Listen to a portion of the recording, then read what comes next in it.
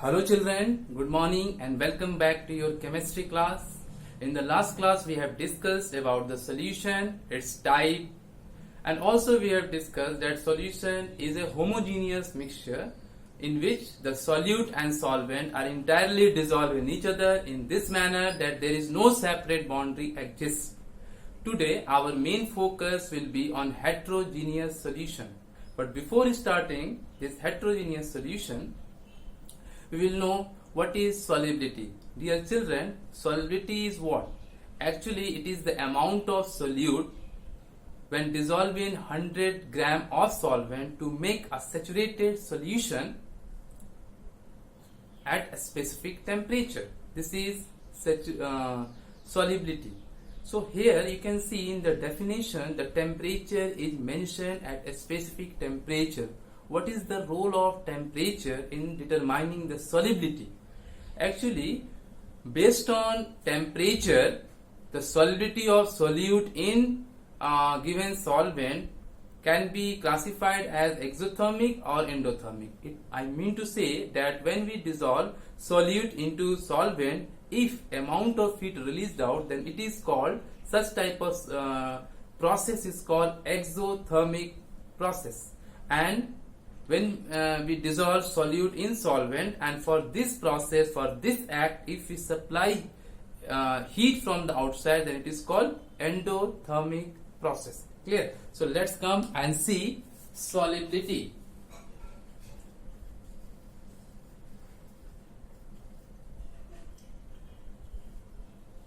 Clear? So solubility based on heat can be classified as a endothermic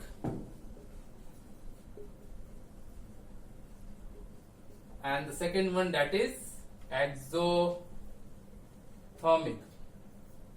So many salts are there. When you dissolve such salt in solvent, in water, there will be release of energy. That comes under exothermic, and there so many salts are there.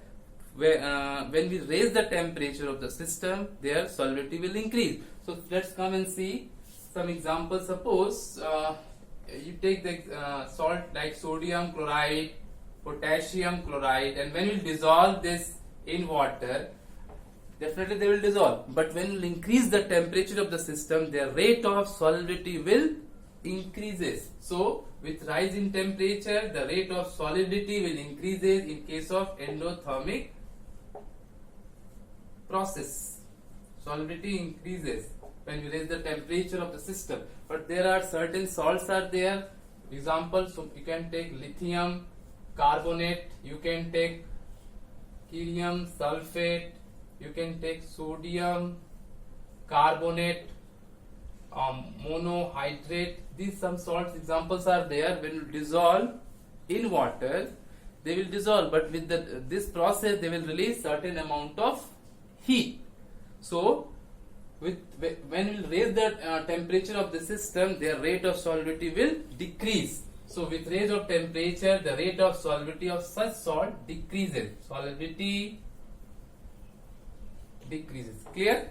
So depending upon the salt, the rate of solubility depends with the rise of temperature. Clear? Now the next topic, dear children, that we have to study, that is heterogeneous mixture. Already you all are aware with the heterogeneous mixture. A mixture is called heterogeneous if there is a separate boundary exists between solute and solvent. So let's come and see the heterogeneous mixture.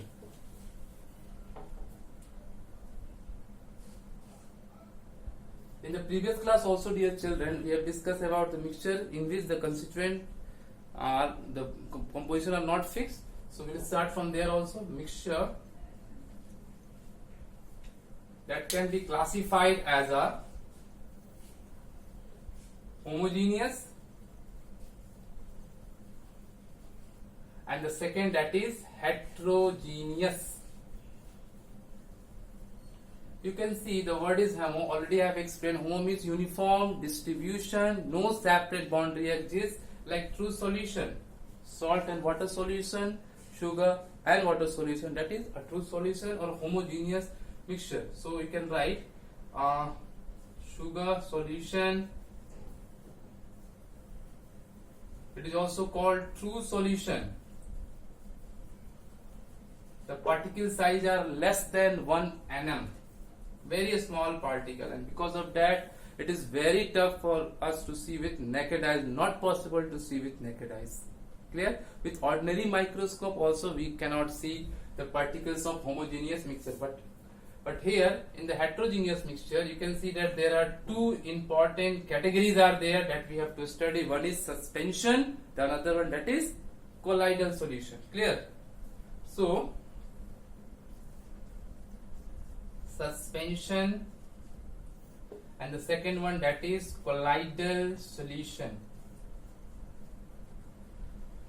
So depending upon the particle size, the heterogeneous mixture may be suspension, may be colloidal solution. In the suspension, the particle size are more than 100 nm. Very bigger particle size are there, solute particle size. And in colloidal solution, the particle size are between 1 nm and nanometer and 100 nm. It means that in colloidal solution, the particle size are between true solution and suspension. It is in the particle size are in between them. Clear? So let's come and start with the suspension, the chemistry of suspension, the entire thing. We will try to, with some certain example, with dear children, try to understand. Clear? Okay. See. So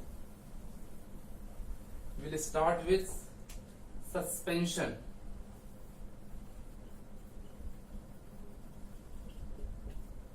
Suspension, for this to understand suspension in a proper way, let's take some example and we'll try to understand. So many examples are there, like chalk, water, mixture. You can take sand, water, mud, water, muddy water. All syrups which are available in medical shop, all the syrups are available, that is also suspension. See, to understand suspension in proper way, let's see one example. You take one beaker, clear, fill water, clear, in that beaker, and then add some sand particles. Clear? Sand particle you add in this water, in this beaker you take water and then sand particle. Now with a spoon or any glass rod, try to mix it properly. Clear? After this, when you observe, you will see that the solute or the sand particles are spread throughout the mixture. When you keep this entire setup undisturbed for the certain minute, you will see that all sand particles which you have added will come to the bottom area of this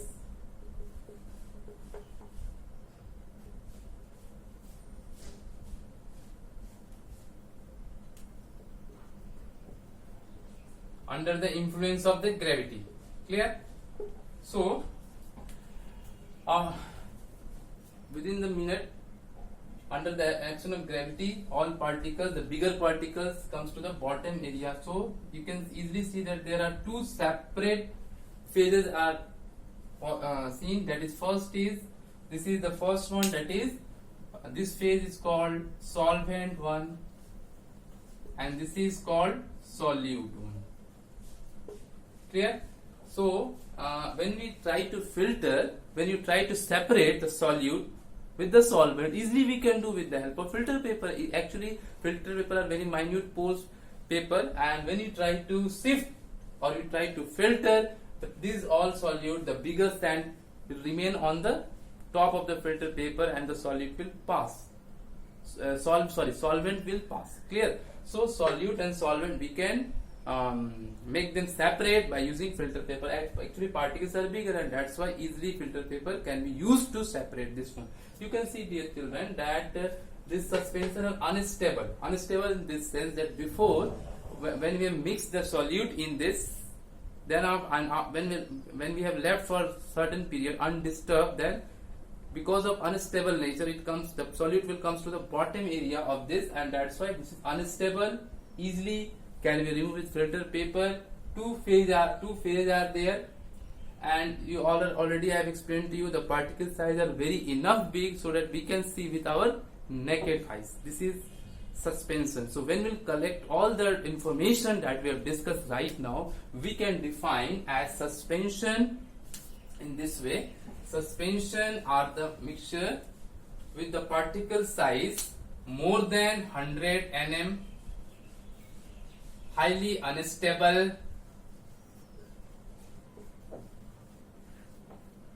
filtered with the help of filter paper. We can use filter paper and we can filter it, filtered by filter paper, and already it is two-phase liquids. Clear? So this way we can understand about suspension. Clear? Now the next thing that we have to know, that is the next type of solution, that is colloidal solution. Actually, dear children, colloidal solution appears just like homogeneous. Have you seen milk? Milk, when you see properly, you will see that it is just like a homogeneous, but actually milk is not a homogeneous, it is heterogeneous. Clear?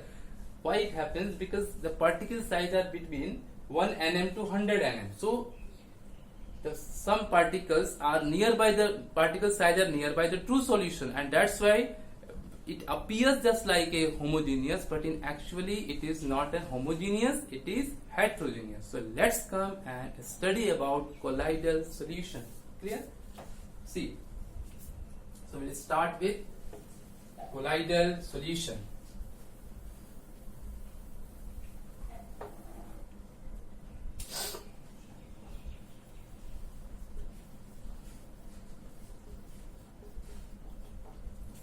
Dear children, colloidal solution, I already have explained to you that there are so many examples. That first we'll see the example: the star solution, you can soap solution, blood. So many examples are there. So what is colloidal solution? Colloidal solution are those heterogeneous solutions whose particle size are between 1 nm to 100 nm. Appears as homogeneous, but actually they are heterogeneous. When you keep, suppose you take 1 glass of milk and we just keep on certain table undisturbed for certain minutes, you will see that the particles, or you can say the particles which are present inside, will not settle down. They will remain suspended in the solvent. Why they are not? Because due to presence of certain same nature of the charge there, they are trying to repel each other, and when they will repel each other, they will not come close to each other, and less gravity is there. That's why they are not coming to the bottom area, as we have seen in the suspension. So they remain in the solvent. Clear? So they are stable, not unstable. As we have seen, unstable was there in the suspension, but in the colloidal solution, the particles are stable. Particle size are 1 nm to 100 mm. Between that, the particle size are there. Clear? So based on that, we can define that colloidal solution, the particle size are between 1 nm to 100 nm, stable. Clear? So there are different type of colloidal solution are there, but before starting about their type, we have to know there are two phases are there. Just like in suspension, right now we have seen the solute phase was there and solvent phase was there. Here also there are two phases, but here there is certain specific name is there with that is called first one, that is called dispersed phase, and another phase in the colloidal solution, that is called dispersion medium. let's come and see about what is dispersed phase, what is dispersion medium. See, dear children, one phase is called dispersed phase, another one that is dispersion medium. So dispersed phase, what is the difference between these? Actually, just like in true solution, we have discussed the component of the solution whose amount is less, that is solute. In true solution we have discussed, and the component whose amount is more, that is solvent. Like this, in the colloidal solution, the component whose percentage are less, they are called dispersed phase, just like solute, and those the component whose percentage is enough or more, that is called dispersion medium, just like solvent. In the true solution, when we compare with the true solution, we can understand in this way. Okay, depending upon the dispersed phase, different type of dispersed phase and dispersion medium, we can classify the colloidal solution into 8 categories. So try to understand. Okay, let's come and see. Okay children, let's come and see the different types of colloid. See that there are 8 types of colloidal solution are there. First one is solid-solid colloid, also called solid-sol. Solid-liquid colloid, also called sols. Liquid-gas colloid, also called aerosol. Liquid-solid colloid, that is called gel. Liquid-liquid colloid, that is called emulsion. Liquid-gas colloid, that is called gel. Gas-solid colloid, that is another name is called solid foam, and gas liquid colloid, that is called foam. Dear children, here you can see this is dispersion medium, and this is your dispersed phase. I mean to say that this is solid, this solid is dispersed phase and is present in another solid, that is called dispersion medium. So this way, this side we have written dispersion medium, all we have written, and this side middlemost we have written dispersed phase one. Clear? And the specific name are also given. Clear? So we have to know that the colloidal solution are very important and is very applicable in our daily life also. Let's come and to start with certain properties of this colloidal solution. Clear? See.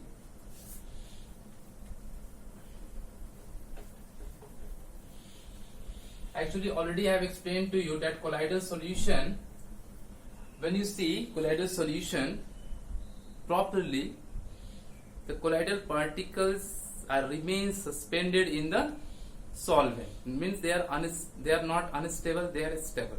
So they are two-phase liquid, or you can say they are two-phase type of solution in which both are remain in each other, but except we can easily see with the help of microscope we can see their particles. Clear?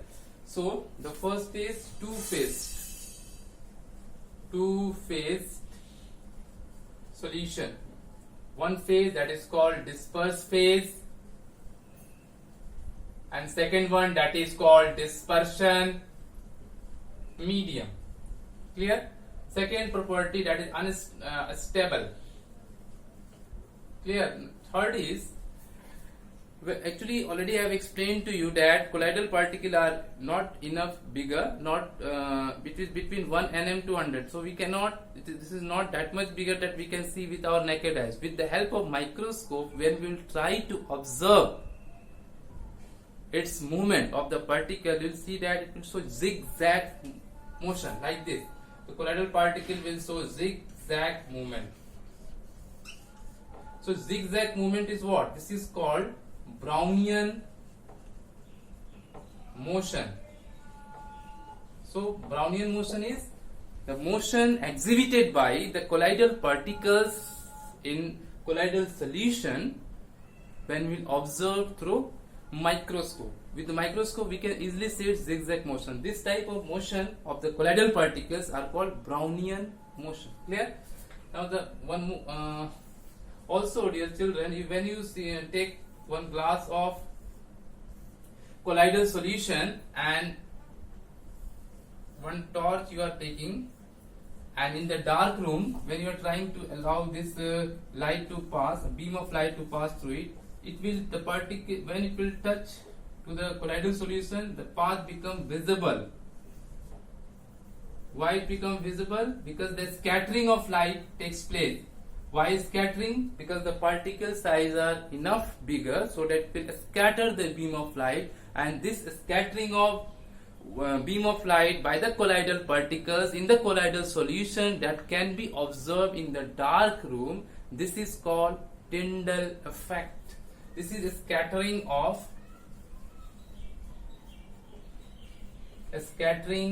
beam of light by colloidal particles called Tinder effect. This is called Tinder effect. Actually, first scientist who has explained this, that was Tyndall.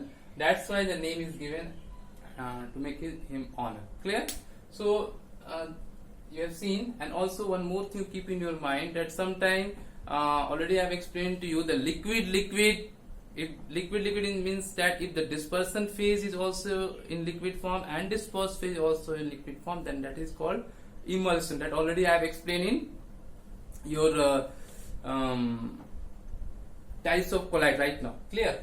So dear children, these all are the basic properties of colloidal solution, and today we already discussed about the suspension, properties, examples, and also in this colloidal solution also we have discussed the types, examples, and the properties. Clear? Actually, dear children, colloidal solution is very the topic is very much important, because enough everyday application we can see in our life that colloidal solution is very important for all of us.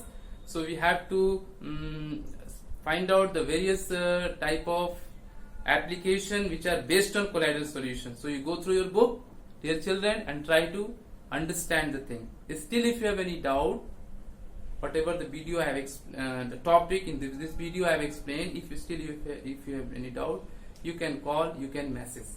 Okay, thank you to all of you. Have a nice day. Thank you.